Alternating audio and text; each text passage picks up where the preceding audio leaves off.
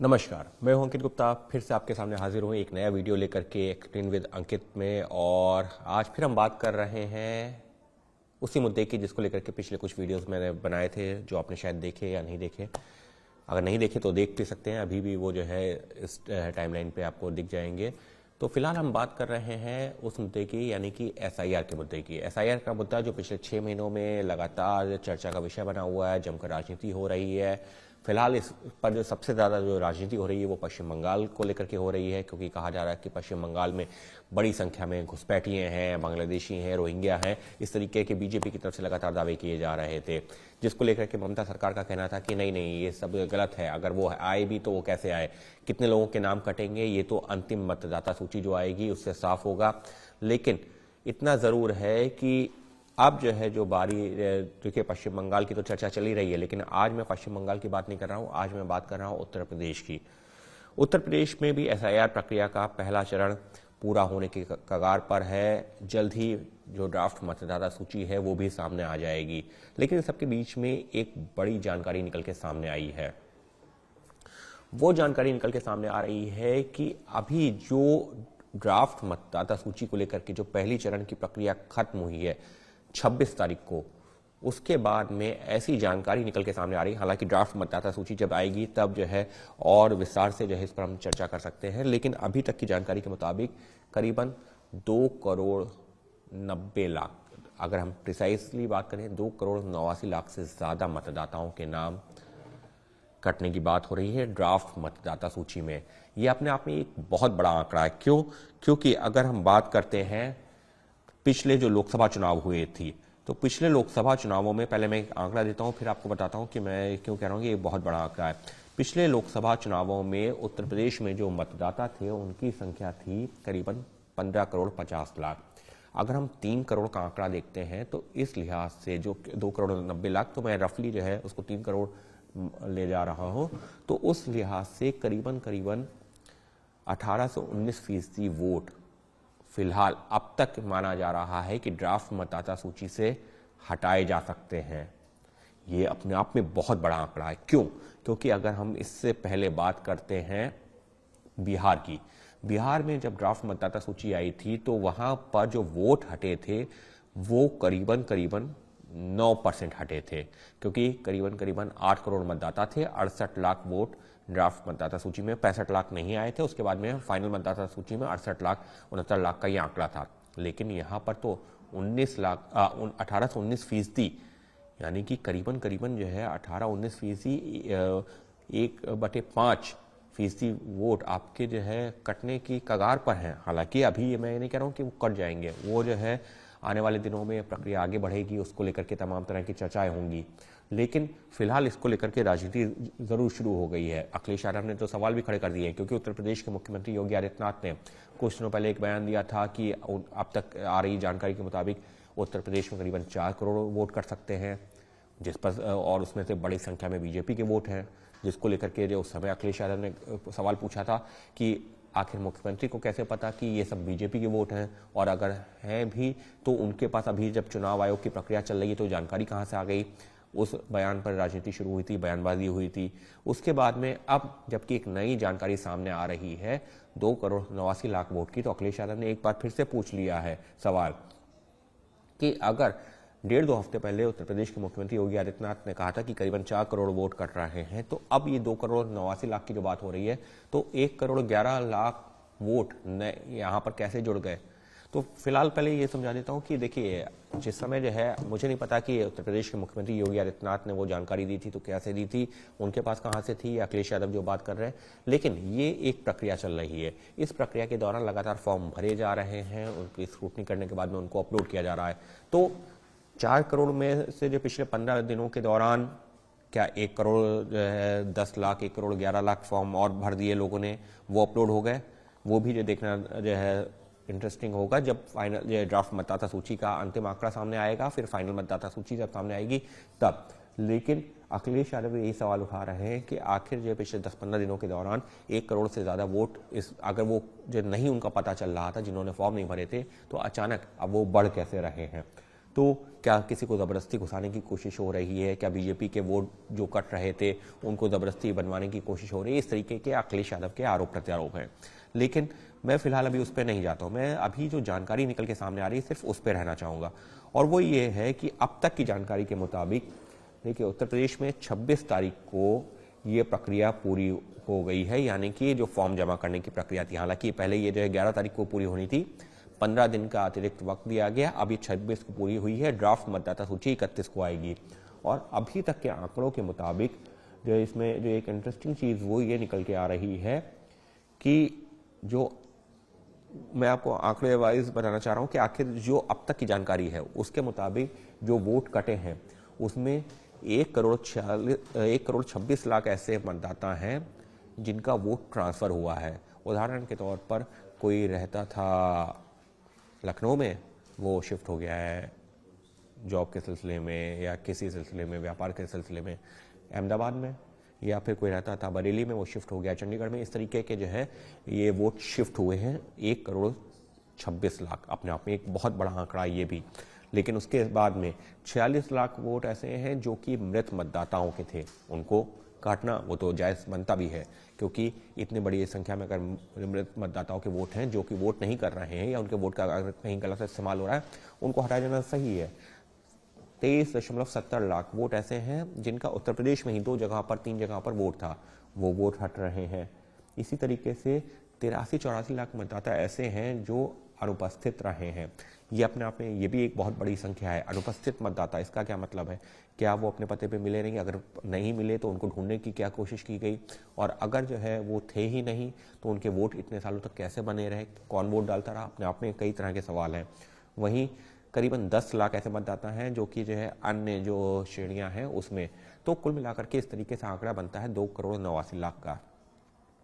2,89,00,000 अपने आप में एक बहुत बड़ा आंकड़ा है, क्योंकि कई राज्यों में तो अगर हम दिल्ली की बात कर ले, देश की राजधानी दिल्ली की, तो वहाँ तो इतने मतदाता ही नहीं है जितने उत्तर प्रदेश में वोट कट रहे हैं या कट सकते हैं, क्योंकि ये तो ड्राफ्ट मतदाता सूची की बात होगी। उसके बाद में क्लेम एंड ऑब्जेक्शंस आएंगे। जिन लोगों को लगता है उनका नाम ड्राफ्ट मतदाता सूची में नहीं आया है, उनको जो है दोबारा जो है मौका दिया जाएगा, वो अपने दस्तावेज दे सकते हैं। लेकिन इस सब के बीच में एक और जानकारी निकल के सामने आ रही है। देखिए, चुनाव आयोग की जो प्रक्रिया कर रहा है उसमें मैपिंग की प्रोसेस अपनाई जा रही है। मैपिंग क्या है? मैपिंग वो है कि अगर जो है किसी व्यक्ति ने कहा है कि वो उत्तर प्रदेश का मतदाता है, तो चुनाव आयोग पिछले दस्तावेजों के आधार पर कहाँ से, अगर वो पहले 2003 की वोटर लिस्ट में उसका नाम था या नहीं था, या उसके माता पिता का नाम यहाँ था नहीं था, अगर नहीं था तो किस राज्य में था, वो एक प्रोसेस करता जा रहा है।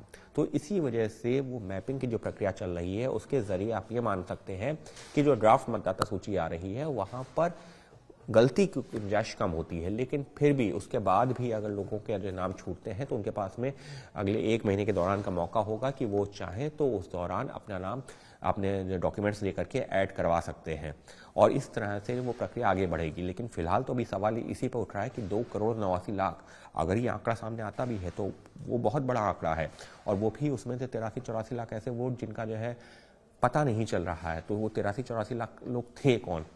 क्योंकि माना उत्तर प्रदेश बड़ा राज्य है, बड़ी आबादी है, जहां 15.5 करोड़ वोटर हैं, देश का सबसे बड़ा राज्य है, लेकिन वहां पर अगर 18-19% वोट ऐसे निकल के सामने आते हैं जिनको लेकर के आज भी संदेह के घेरे में है, उसमें मृत समझ में आता है, उसमें डबल वोट वाले समझ में आते हैं, लेकिन अभी भी करीबन जो है 1 करोड़ वोट के आसपास ऐसे वोट निकल के आ रहे हैं जिनको लेकर के एक और ज़्यादा असमंजस की स्थिति बनी हुई है। तो वो एक बड़ा सवाल है जिसको लेकर के जमकर राजनीति भी हो रही है। वो किसके वोट थे, अभी तक किसको डाल रहे थे, किसको नहीं डाल रहे थे, सबके अपने अपने दावे हो सकते हैं।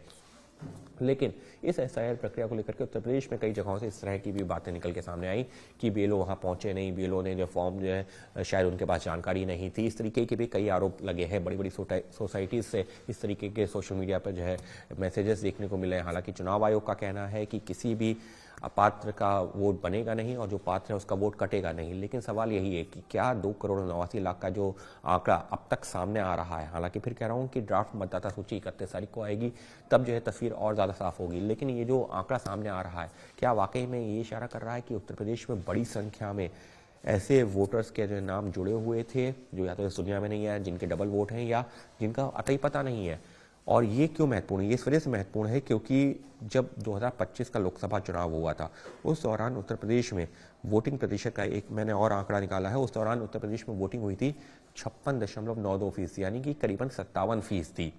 अब उत्तर प्रदेश का इतना बड़ा राज्य है, वहाँ पर वोट पड़ रहे हैं 57%, उसकी जो है, और अगर 2019 की तुलना में बात की जाए तो वो करीबन जो है 2% कम था, यानी कि वोट प्रतिशत लगातार कम हो रहा है। 2019 में 59% वोट पड़े थे, 2024 में जो लोकसभा चुनाव हुआ वहाँ 57%। क्या माना जाए, ये जो लगातार वोटिंग प्रतिशत गिर रहा उसकी वजह यही थी कि मृत मतदाता थे, उनके भी नाम जुड़े हुए थे, क्योंकि अल्टीमेटली आपका जो वोटर काउंट्स है वो लगातार बढ़ता जा रहा है, जबकि वो लोग जो है वोट करने आते ही नहीं है, इस वजह से वोटिंग परसेंटेज गिरता जा रहा है। तो ये कई तरह के सवाल ज़रूर है, लेकिन कुल मिलाकर के सवाल ये भी है कि ठीक है 2003 के बाद में जो है इस तरह से SIR की प्रक्रिया नहीं हुई थी, SIR क्यों नहीं हुआ था, वो एक प्रक्रिया है, वो जो है हर 20 साल पे होती है, वो हो रही है। लेकिन यहाँ पर जो है अगर 2,89,00,000 मतदाताओं के नाम जो अस्तित्व में ही नहीं, उनके नाम थे, करीबन 18-19%, अपने आप में बहुत बड़ा फिगर है। मैं भी कह रहा हूँ इतनी जो कई राज्यों की, दिल्ली जैसे राज्यों की तो जो है आबादी ही नहीं है उतनी, जितने वहाँ पर वोटर अभी ड्राफ्ट मतदाता सूची से जिनके नाम हटने की बात हो रही है। और इसी वजह से इसको लेकर इतनी ज़्यादा राजनीति भी हो रही है, बयानबाजी भी हो रही है। लेकिन अभी हमको किसी निष्कर्ष पे नहीं पहुंचना चाहिए, क्योंकि इसकी जो फाइनल मतदाता सूची है वो आने में अभी 2 महीने का वक्त है। वो जो फाइनल मतदाता सूची है वो आएगी 28 फरवरी को। तो अभी जो 2 महीने का वक्त है, इस 2 महीने के दौरान लोगों को क्लेम एंड ऑब्जेक्शन, जिन लोगों का नाम जो है, जो मतदाता है और उनका नाम नहीं आया है ड्राफ्ट मतदाता सूची में, उनके पास पूरा मौका होगा कि वो अपना नाम जुड़वा सके जाकर के और अपने दस्तावेज दे सके, तो वो प्रक्रिया चलेगी। तो ऐसे में ये कह देना कि 2,89,00,000 लोगों के नाम कट ही जाएंगे, अभी कहना जल्दबाजी है। लेकिन ड्राफ्ट मतदाता सूची से भी अगर 2,89,90,00,000 लोगों के नाम हटते हैं, 2.5 करोड़ से ज़्यादा हटते हैं, 2 करोड़ से ज़्यादा हटते हैं, तब भी जो है वो अपने आप में एक बहुत बड़ा फिगर है। लेकिन अभी तक की जानकारी के मुताबिक 2,89,00,000 का वो आंकड़ा निकल के सामने आ रहा है। मुमकिन है कि जब ड्राफ्ट मतदाता सूची आए तो इसमें कुछ जो है फेरोबदल भी हो, लेकिन फिर भी एक बड़ी संख्या ऐसे मतदाताओं की जिनको लेकर के एक संदेह की स्थिति बनी हुई है। और 2,89,00,000 मतदाता, अब आप खुद सोचिए कि अगर वो जो है इसमें से आधे मतदाता भी हो, यानी 1-1.5 करोड़, यहाँ तो जो है 2 करोड़ जो वोट जिस पार्टी को मिल जाते हैं, 2.5 करोड़ वोट जिसको मिल जाते हैं, वो जो सत्ता में आ जाते हैं। तो ऐसे में अगर 2,89,00,000 वोट जो है आपको कटने की बात आती है, हटने की बात आती है, तो वो एक बहुत बड़ी संख्या है। हालांकि जो है यहाँ पर ऐसी भी पार्टियां हैं जो कि जो है 2 करोड़ वोट लेती हैं और वो जो है हम कह सकते हैं कि किंग मेकर बनवाने में जो भूमिका, किंग मेकर बनवाने की भूमिका में अदा करती हैं। तो 2-2.5 करोड़ 3 करोड़ वोट अपने आप में एक बड़ी संख्या है, एक ऐसी संख्या है जिसके आधार पर सरकारें बनती और बिगड़ सकती हैं। लेकिन फिलहाल फिर कह रहा हूँ, ये एक ड्राफ्ट मतदाता सूची की जानकारी है, जो कि 31 तारीख के बाद और तस्वीर साफ होगी, 28 फरवरी के बाद और तस्वीर साफ होगी कि आखिर कितने मतदाताओं के नाम कट रहे हैं। लेकिन जो विवाद है वो यही है कि करीबन 18-19% वोटों के नाम अगर ड्राफ्ट मतदाता सूची से हटते हैं तो अपने आप में कई तरह के सवाल तो जरूर खड़े होंगे। और चुनाव आयोग का ये कहना है कि पूरी प्रक्रिया पारदर्शी तरीके से अपनाई जा रही है, कहीं कोई गड़बड़ी नहीं है। लेकिन फिर भी अगर किसी को लगता है कि उसका नाम गलत तरीके से हट रहा है तो वो प्रक्रिया का पालन करते हुए दस्तावेज से करके अपना नाम जुड़वा सकता है। ये तो बात हुई आगे की, लेकिन ड्राफ्ट मतदाता सूची को लेकर के जो आंकड़े सामने आए हैं, शुरुआती तौर पर उसने हंगामा और बवाल तो जरूर खड़ा कर दिया है। और आने वाले दिनों में आप देखते जाइए कि बंगाल को लेकर के राजनीति होगी, बंगाल में SIR के मुद्दे पर जमकर राजनीति होगी, आरोप प्रत्यारोप तो चल ही रहा है। लेकिन उत्तर प्रदेश का जब ये आंकड़ा सामने आएगा आधिकारिक तौर पर और जब चुनाव आयोग जारी करेगा तो इस पर भी जमकर राजनीति होना तय है। लेकिन इस सबके बीच में अगर आप भी उन राज्यों में जहाँ पर SIR की प्रक्रिया चल रही है तो ड्राफ्ट मतदाता सूची आते ही अपना नाम जरूर चेक कर लीजिएगा कि आपका नाम है या नहीं है। और अगर आप इस देश के नागरिक हैं और आपका नाम कहीं छूटा है तो चुनाव आयोग के अधिकारियों से जल्द संपर्क करके अपना नाम जुड़वाइए, क्योंकि देश का मतदाता ही देश का नागरिक ही देश का मतदाता हो सकता है। और जो देश का मतदाता है इसका मतलब यह है कि वो देश का नागरिक है।